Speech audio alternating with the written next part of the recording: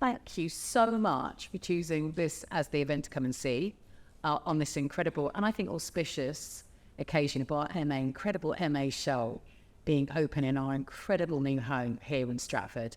My name is Kath Melandri. I do a few different things, one of which is hold microphones and talk in front of them, but also I do work here. I'm an acting programme director for the Fashion Communication programme, and that's for the School of Media and Communication, where these incredible students have been studying. I'm really pleased to say we've got, I think, two very interesting chats lined up with 9 incredible practitioners who've got lots of fascinating things to share with you, insights of their research. So this is the soon-to-be graduates of MA Fashion Curation and Cultural Programming. And this is panel 1. Now, we will try and keep this slick, but would you forgive us if there's the odd moment or a dropped microphone or a piece of paper flying somewhere or a spilled bit of water? Thank you. We would be appreciative. So, this is Narratives, the Evolution of Practice. I have something to read and share with you, so I want you to get an understanding of what we'll be discussing for the next 20-odd minutes. This particular topic, it brings together these 4 curators whose work explores differing modes of storytelling, from celebrating Indian fashion photography through individual narratives to a podcast series that unveils the hidden careers and inner workings of the fashion industry, plus cultural examination of complex relationships between designers and curators, and an innovative proposal for a video gaming hosting digital fashion exhibitions. These projects share common threads of diversity, collaboration, and an impact of bringing together personal stories and embracing the evolution of creative expression in fashion exhibition making. They're exciting, and I'm glad you're seeing them now, because at one point you'll see them doing even better and more amazing things. So I'm going to start off with asking them all to share a little bit about themselves and their master's project. I'll start with you if that's all right, Ciara. Absolutely. Thank you, Kath. So I'm Ciara Pedrotta-Parsons. I'm born and raised in Western Australia, and I found the industry there is quite insular. It's very, very small. It's a very, very isolated city. And so I moved to London to sort of, I guess, break into the industry. I've had some incredible experiences here at this university and being able to work with some really incredible companies in the industry, but I found that the industry is quite gay-kept and is quite insular, and if you are not in it, it's very hard to break in. So my master's is all about opening up hidden career paths in the industry, obviously focusing on fashion curation, because that is our course, and also looking at runway, because it's a very strong passion of mine, and I had people in the industry that I could talk to and turn to. Alexandra, or you? Hello, I'm Alexandra Foxwell. My background was as a women's wear designer. I worked in the industry for about 8-9 years for some global brands. In the pandemic, I did a short course at Chelsea College of Art in curating, and I sort of felt like I'd found my people finally. So I decided to completely change careers and apply for this course, and I'm so glad I did. I'd originally wanted to become a designer after going to the B&A and seeing an exhibition there. So in a way, I'm kind of coming back full circle.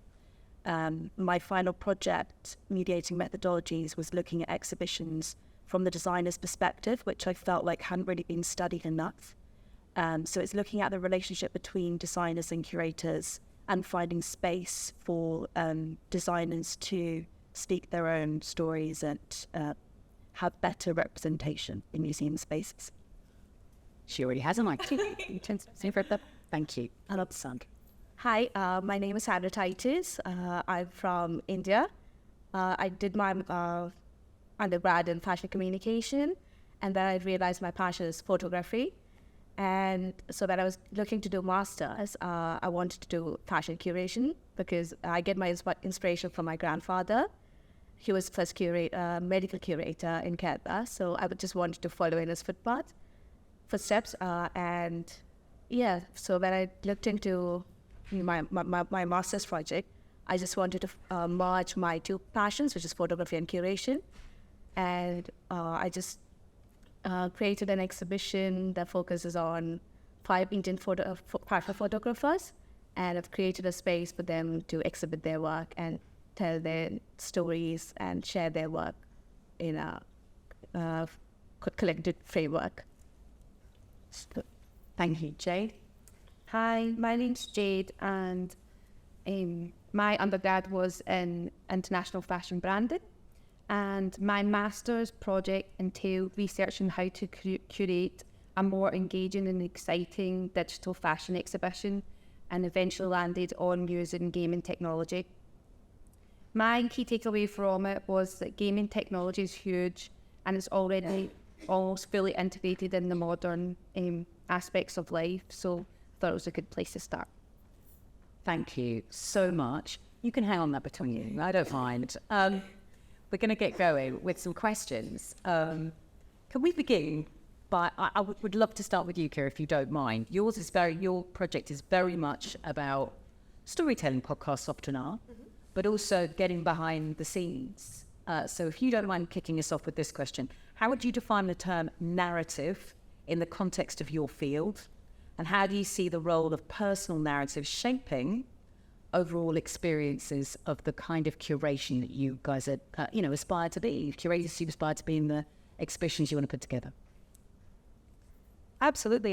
Well, first. So I guess the way I was sort of seeing narrative in the context of our field is that curators are always storytellers.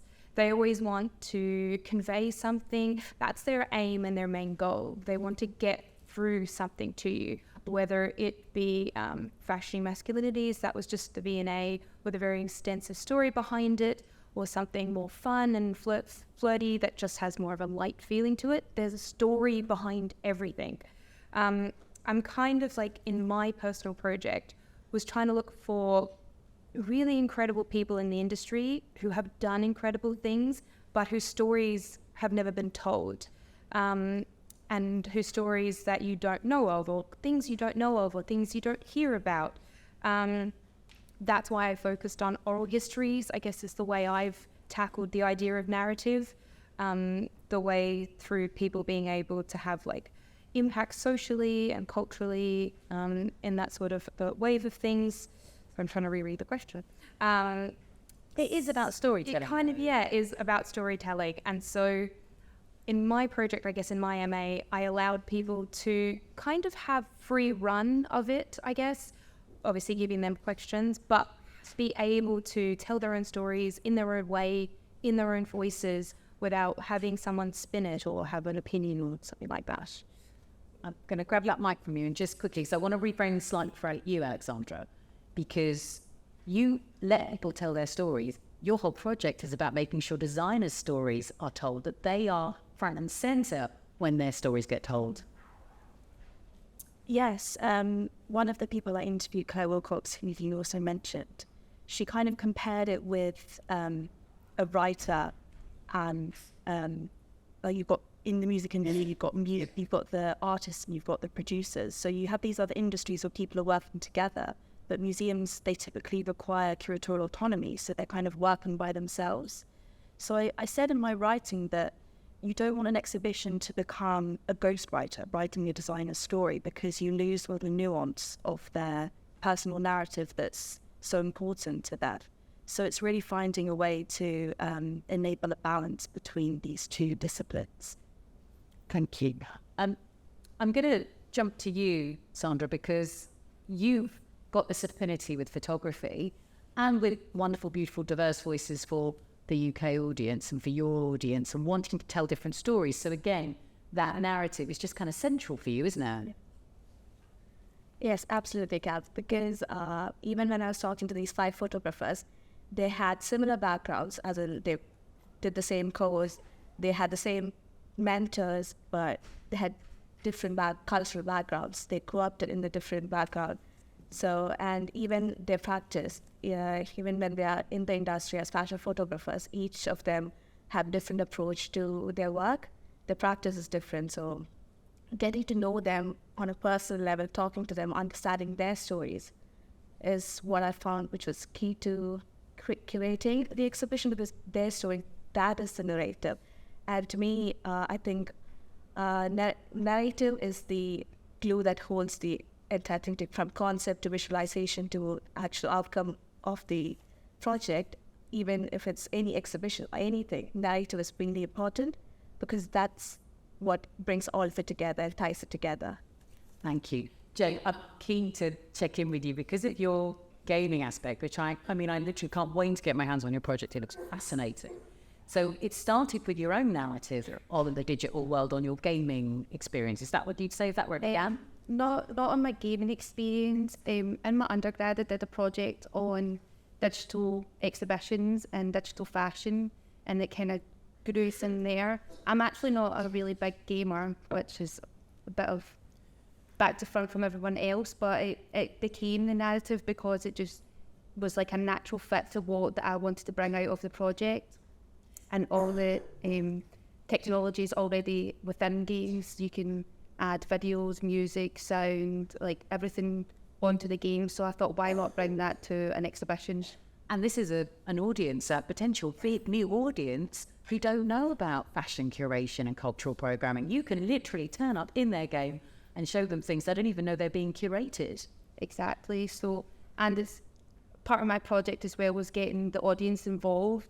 So like the audience can be part of the exhibition almost. So it's like bringing everything together. So when you're in a physical exhibition, you're not really allowed to touch or feel or like try anything on. But on a digital version, you can do all these things. So I think it's really good you can do the narrative any way you want and have the audience be involved in like all aspects of the exhibition. My next question is about involving creative expression. I feel like I need to stay with you because again, this evolution, did you get any kickback from the gamers? Were they into it or not into it? Because this is a real evolution to think there's a whole new way of showing fashion off to a whole new audience.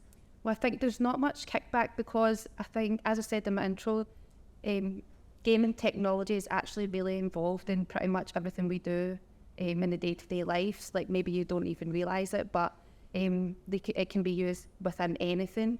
So I think it is just a natural like progression almost.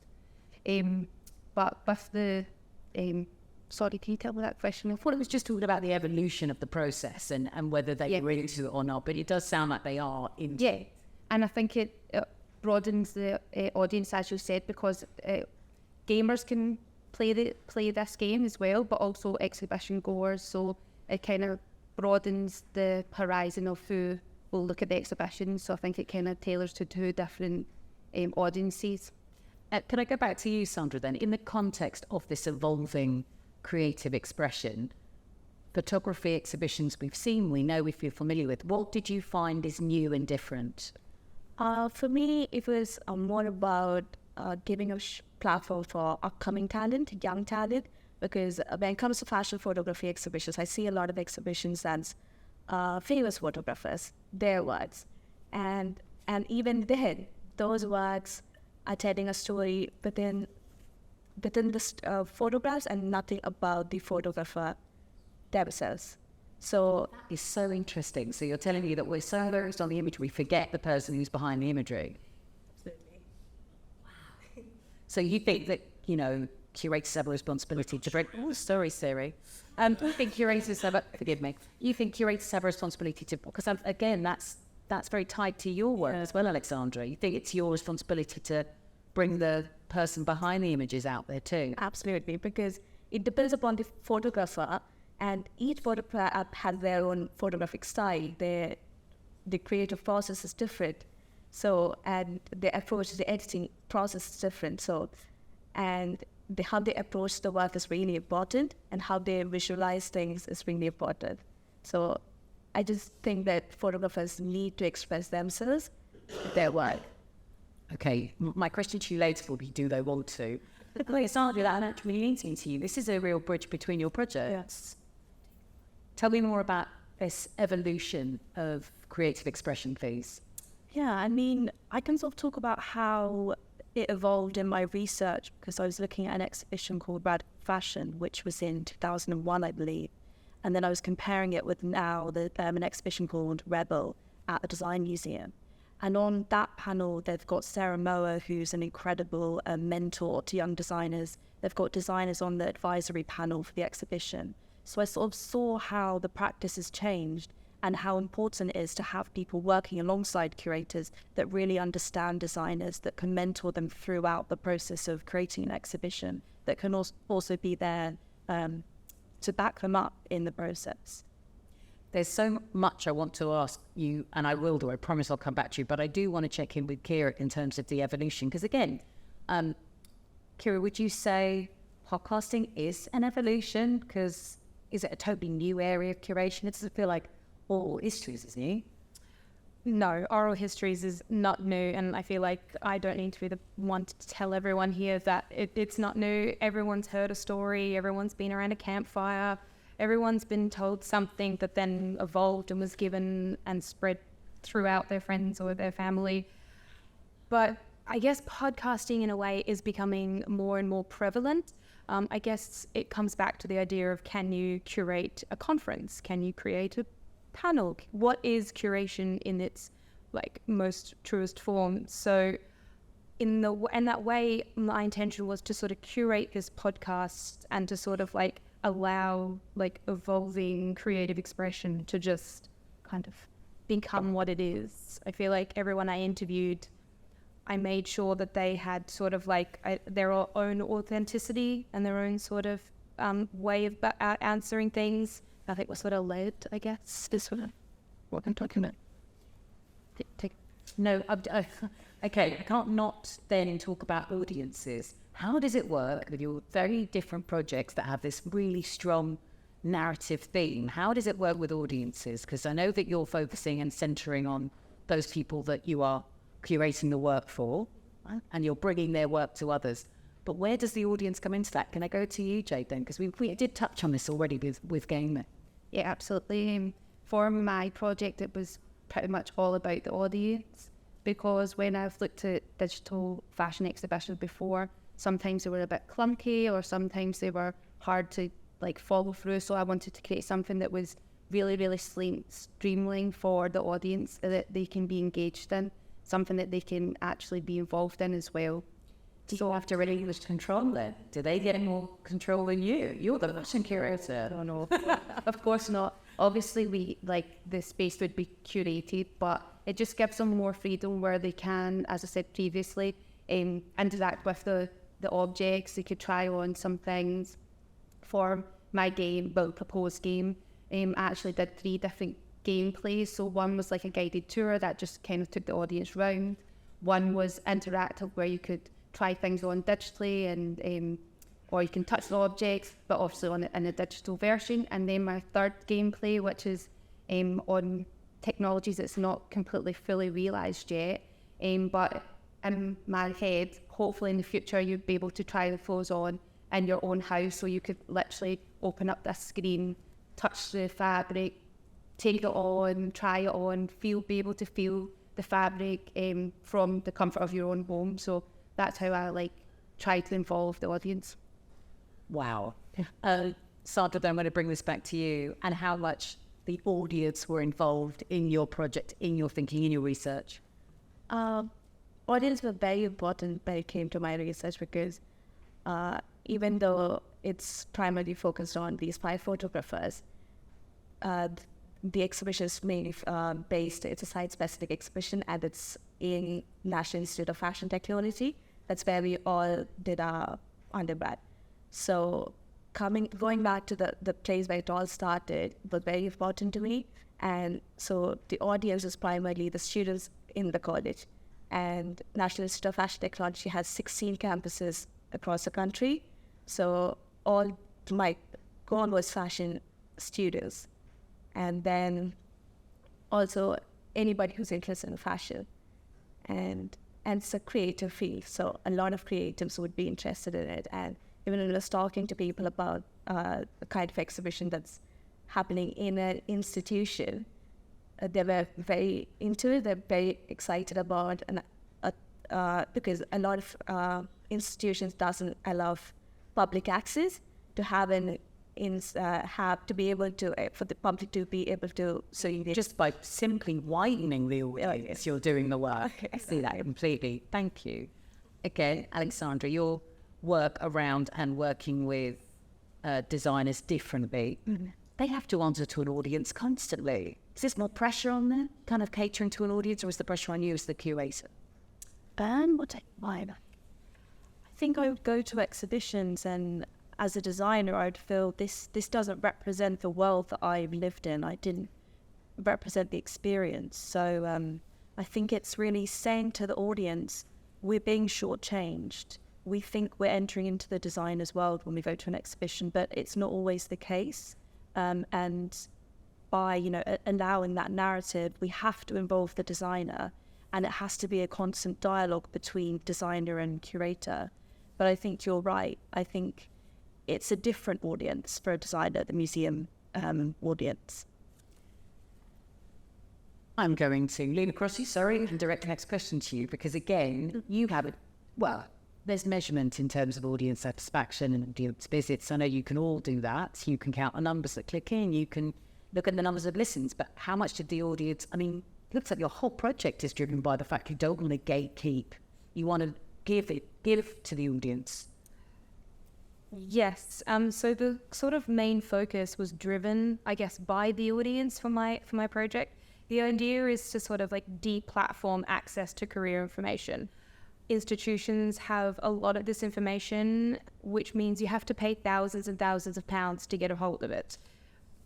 That we don't love LCF. But I wanted to create something that was be able to anybody, any place, any world, any age, no matter if you're just graduating high school. And as when I was young, the only two things you could be, that I was told you could be in the fashion industry, was a fashion designer or a model. Neither of those things appealed to me. And so I had to go into fashion design to then find out that there were actually way more things to do. There's way more things that you can be.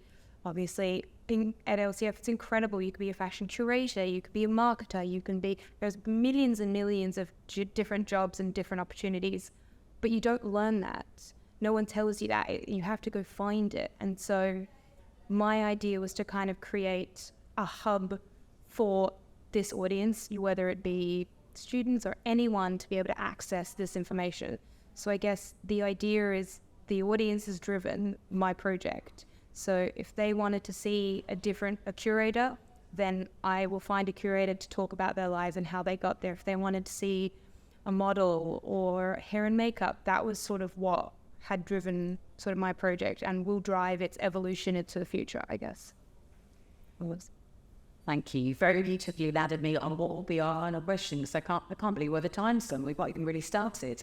The future. And I could talk about the future of the industry, or I can talk about your future. I think I prefer to talk about your futures. As soon-to-be graduates of this incredible MA, tell me about what's next, if that's all right. Can I jump to you, Alexandra? Yeah. I would love to continue working with designers. I think I sort of realised throughout this course that really is my voice as a curator. I think what I discovered in my research is that actually, as an independent curator, you can perhaps work much more closely because you don't have the demands of an institution.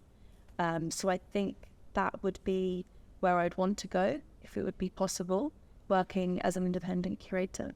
Could you pose that question to Jade, actually? At this moment in time, I'm not 100% sure what the future holds. Obviously, I'd love to stay in curation, and I think I would love to stay in the digital realm of it. I'm not the biggest tech person. I know this sounds daft because I've just done a whole project on it, but I'm just really, really curious about it all. So I think I would try and learn more and like delve deeper into the digital fashion and digital curation side of things. So that's what I'm hoping for the future. Thank you. I'm going to pose that question to you, Sandra. Hi, so for me, I've actually talked to my previous course leaders back in India about the project, and they're really interested in it. So I would eventually, in the future, plan the exhibition, organize it, and I put the exhibition on sometime in the future, first in the same campus, and then it would eventually move on to the other 16 campuses in India. That is amazing. Butler. Oh, I have to follow Sandra. I guess there's two different, avenues which I'm sort of going into. My MA itself and the MA project, I would love to continue it. I would love to interview more people and create more podcasts and kind of continue it to snowball. I've had the opportunity to talk to some incredible people. I guess my advice for everyone would be to talk to every tutor in the building, find someone, email them, talk to them. They're incredible. I got to interview people like Judith Clark, Claire Wilcox, Amy Delahaye, and then obviously some incredible people in the runway industry like Martin Roberts and Paul Swaby. So being able to keep accessing people and being able to keep telling their stories is kind of something I'm very much into. I think also evolving over the course, we've had lots of opportunities to talk to different people with completely different careers. I'm now very, very sort of into costume, and so Cosprop is a costumier that I'm really, really obsessed with, and sort of going into costume and learning all about that is sort of my now next avenue, I guess. Well, we're incredibly grateful for you sharing your fascinating thesis and talking so openly about what you've discovered in your research processes and just being really kind enough to sit here and give us a little glimpse of what will happen next. We are grateful for your time and we wish you the very best for the future. Thank you so much. Thank you.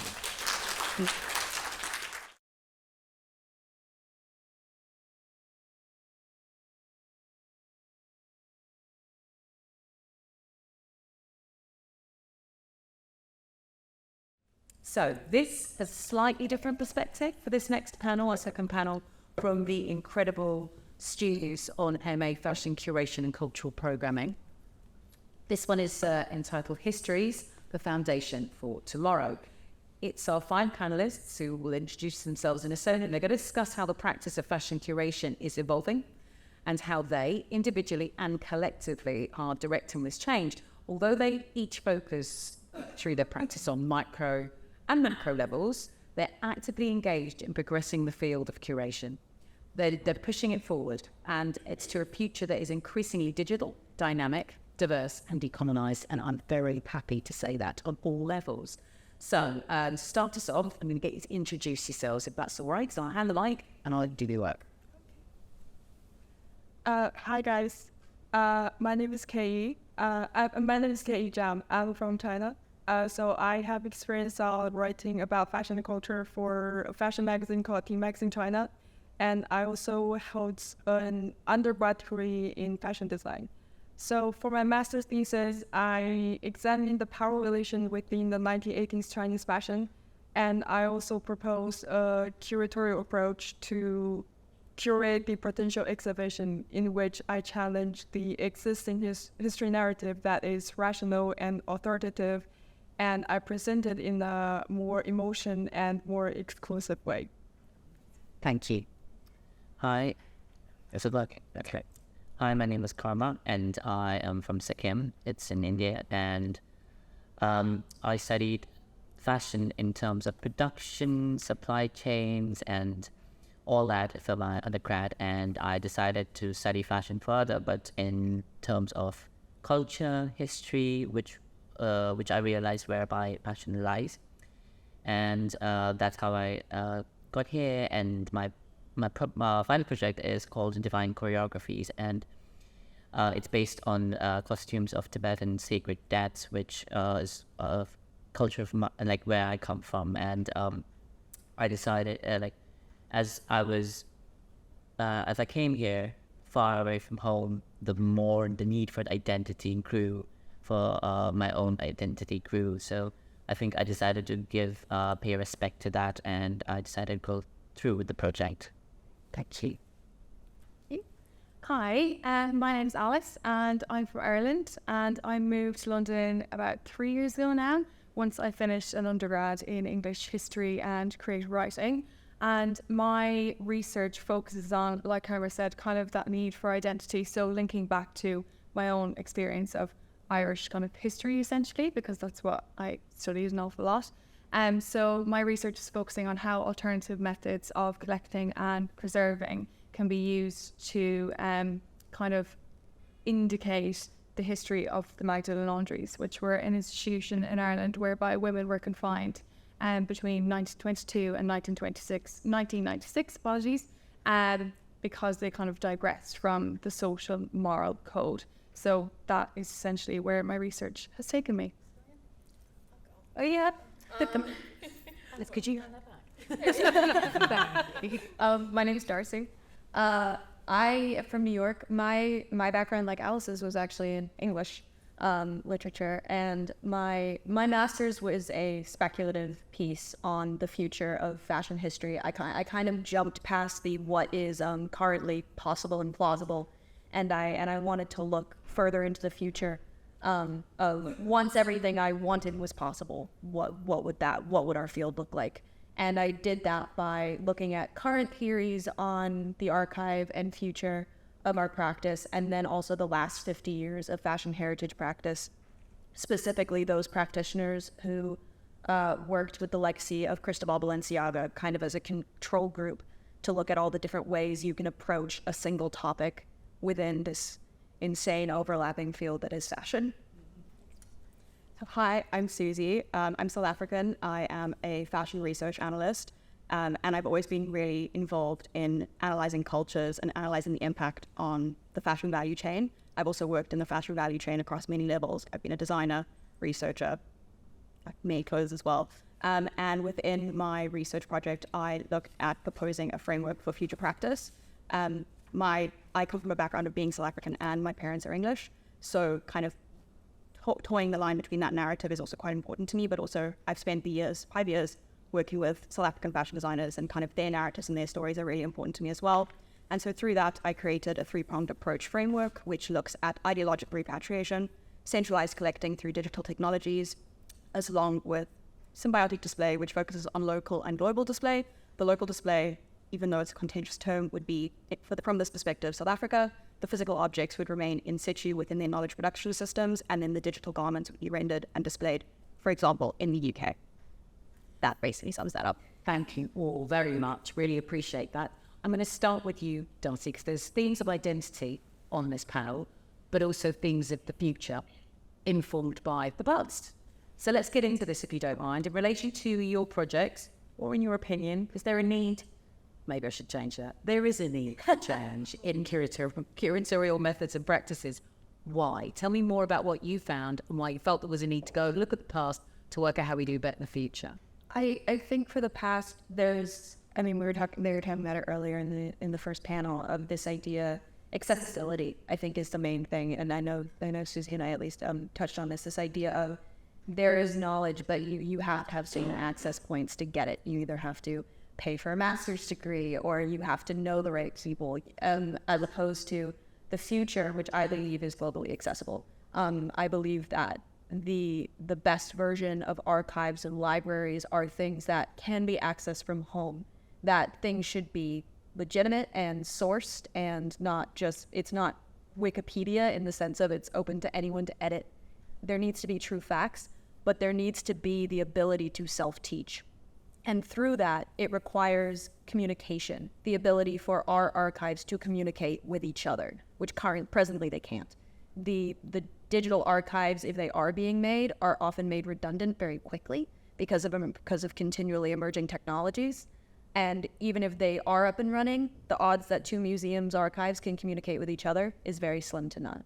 So this need for global communication and a more cohesive language across communities, I think, is the most necessary next step for our practice. Fascinating. You're relying on people agreeing with each other. Yeah, I realize that's the most impossible thing I'm requesting out of all of this. Thank you so much. I'm going to jump to you, Alice, on that question then, because you've talked about doing things differently. What needs to change? Yeah, and I actually think, D'Arcy, if I could just go pick her answers and put it as my own. But I think what she's saying about knowledge and sharing knowledge, and also I think this idea that there's some things that will be forgotten and maybe they're prioritized too late, and who decides to prioritize it.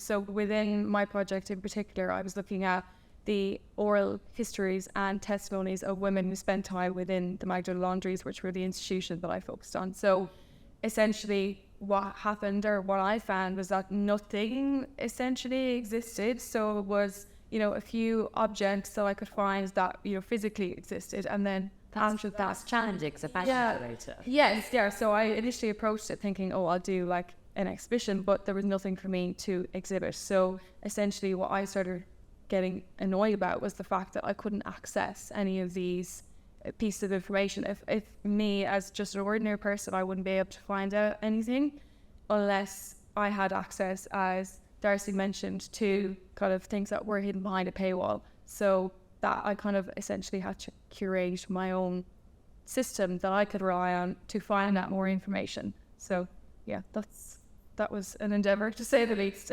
I'm going to jump across to you, Karma, if that's all right. In terms of your project, it was personal and in connection or in finding the topic, but what needs to change in either what you approached or what you found when you were researching? I have to say that I was heavily reliant on what we call like Western database, or like what was put out there, because I cannot read Tibetan, like I cannot understand and read Tibetan, which the main knowledge is written in. So I had to, because I'm just, for reading and writing, I'm very fluent. I'm only fluent in English. That's sad.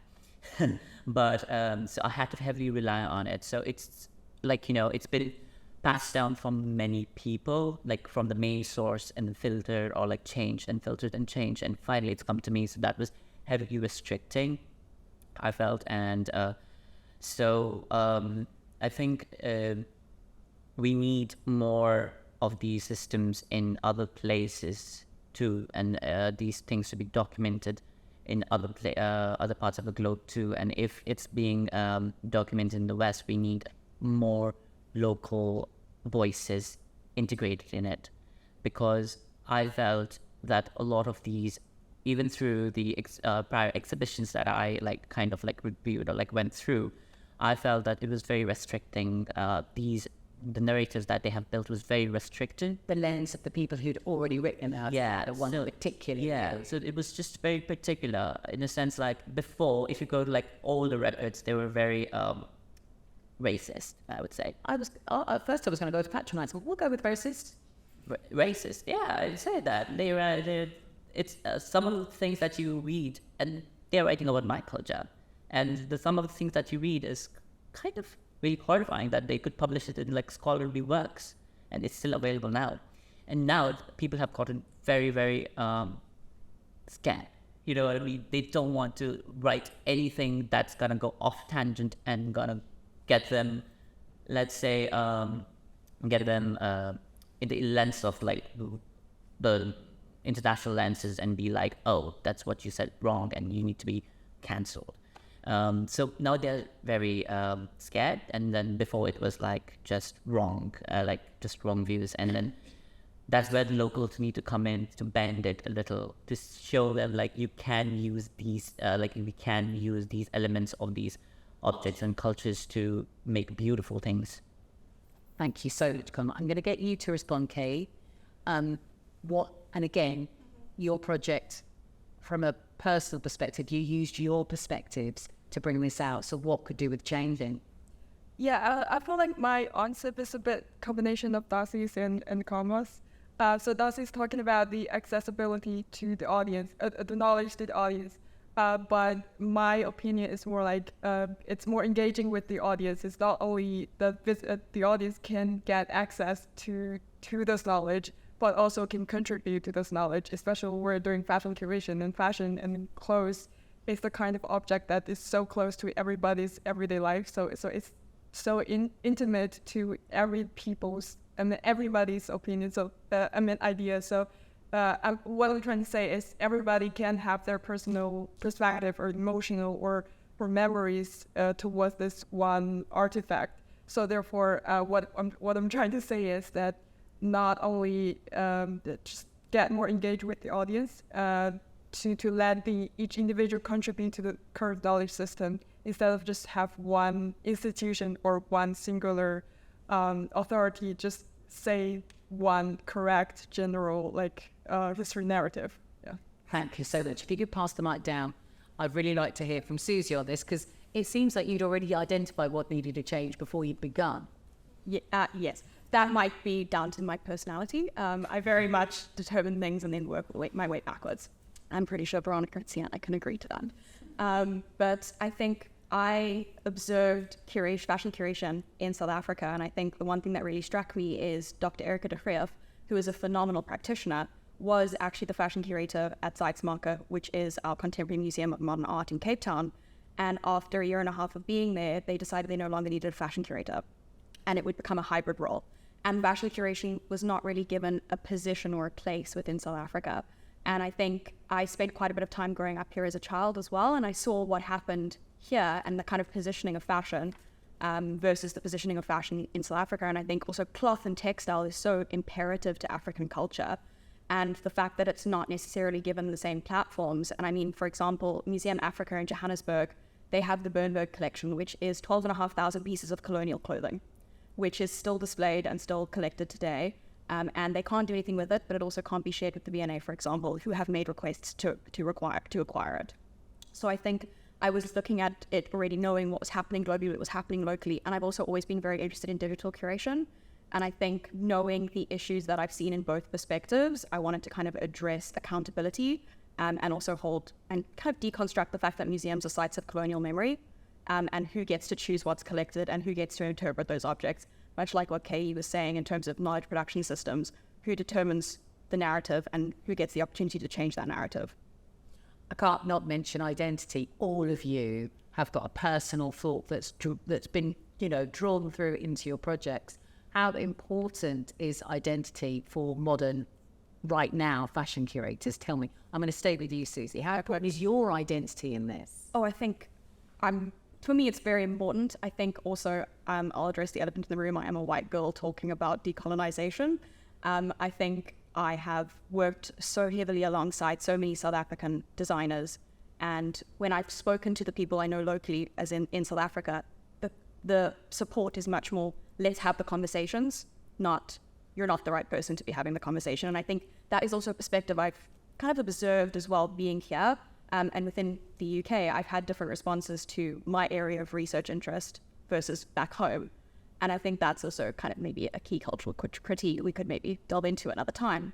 But my identity is very important to me, and I think the identity of the people whose voices I do not claim to represent or use, but give a platform to, I think is incredibly important. It cannot be understated, and it's been obscured in the museum for far too long. If there's going to be any change, everyone has to call for it. 100%. Absolutely. Keyi, I want to come to you and talk about identity. Your project is so laced to your personal identity because it's what's fascinated you, it's your background, but also it's a fascinating story. Tell me more about where that's from and what it is. I want a bit more intel about what you've talked about and what you want to look at. You want to talk about? Well, tell me about your project, but first of all, a bit of both, if that's all right. To be honest, I never thought about the question of identity, but since you're asked, I do feel like this concept of identity is specifically being emphasized when I'm outside of China, which is my Chinese background because I'm Chinese. So I'm UK. I feel like, well, my identity is more important and it can be more emphasized in that way. But when I'm in China, I feel like the identity has changed and my positionality has changed. So I do feel like that's how do you say that, relatively different things. But your project itself is also looking at a particular era. So again, when you're picking that story, what drew you to that? I think, of course, identity is part of the reason, but I think the most reason is that my interest was the relationship between fashion and political ideology, and 1980s China is the kind of period which the clash of which China just opened to the West, so it's a clash of the socialist ideology and the Western ideology. So And as you guys know, those kind of ideology has a really important impact on what people actually wear. Because in Chinese, the Cultural Revolution era, people were completely different from what they were wearing right now. So I just feel like Nike in China could be a really interesting period to look at, because it's a clash of a communist ideology on clothing and the capitalism ideology on clothing. Thank you so much. Karma, we'll go to you on this then. And obviously you talked about your identity and that clash with trying to read things that are, not written by people with any connection to the area you were researching. How has this impacted you when you feel what you feel about this, and you as a curator, a fashion curator? So it's made me question a lot about like myself, and especially coming from me, I am a minority in my own country. Most people in my country don't look like me, and most people outside wouldn't associate me with my country in India. Like most people would think of Indians as something else, and I am very much an Indian myself. But then, so there has always been this imperative kind of like need for identity as more like, as wider the radius becomes from my home and where I'm living. So out here, it's like almost like I just felt like it was almost like an emergency. I'm like, I have to bring out myself and my culture out here, because there is no access point for me to tell them in very short, like, almost like an introduction, like what I am, like where I come from. So that's where I think my work project comes in. And when I started researching and all, I knew I had to go back. So I did. So I went back and I talked to people who knew about it, but I also immersed myself. And when we're talking about audiences, there were like a lot of people in the previous panel as well talking about the audience and how they thought my entire project was the audience and me. I was like, this is what I want. But that didn't stop it being fascinating to everybody else. I would not.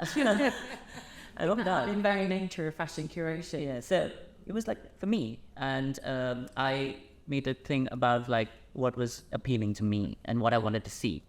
So thank you. I'm going to just jump really quickly to you, Alice, because again, you started off with this position, like Suzi. You came to this knowing that Irish social history was important to you. This is an important subject, a serious subject.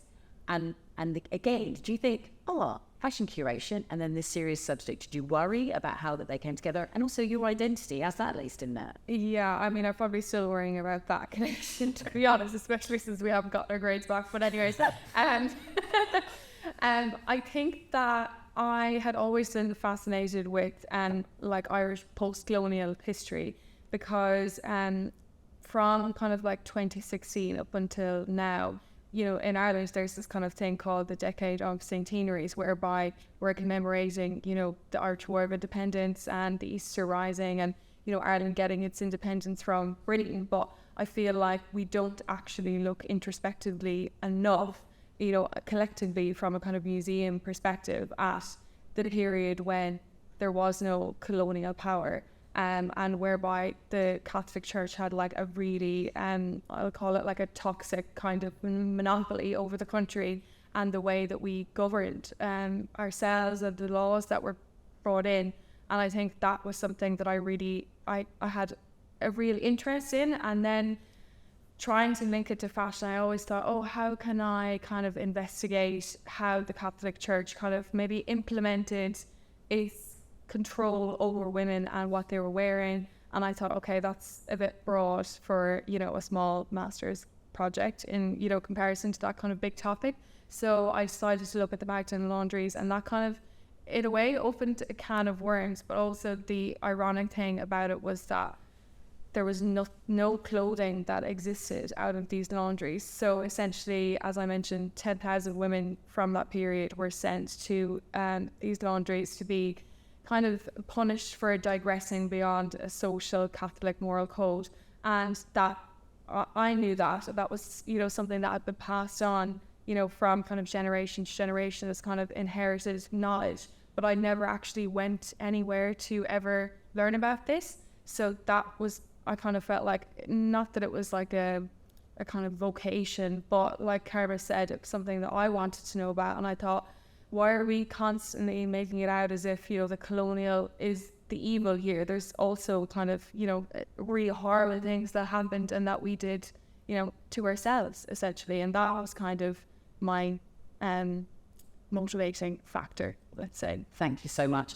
I can't believe how much time's this been, but we're going to run out soon. So, D'Arcy, I might have to give you the final word on this. When it comes to you and this idea, this I think, quite clearly fundamental in fashion curation. You want people to talk to each other. You need them to agree. I'm still not sure that can happen. But why? What was driving you to want to do that? Was it the creating a wider audience, getting the messages out to other people? I think one of the main things that this idea that I got stuck on, in a good way, early on in my research was this idea of how fashion itself is both fact and fantasy. Inherently, it is always both, because we have the daily reading of dress. Clothing is always going to use your associated knowledge to tell you something about the garment, the designer, the wearer, when it's from, when it's meant to allude it's from. It uses those associations accurately, inaccurately to tell you something new or old. And because of that, you can interpret fashion 1,000 different ways.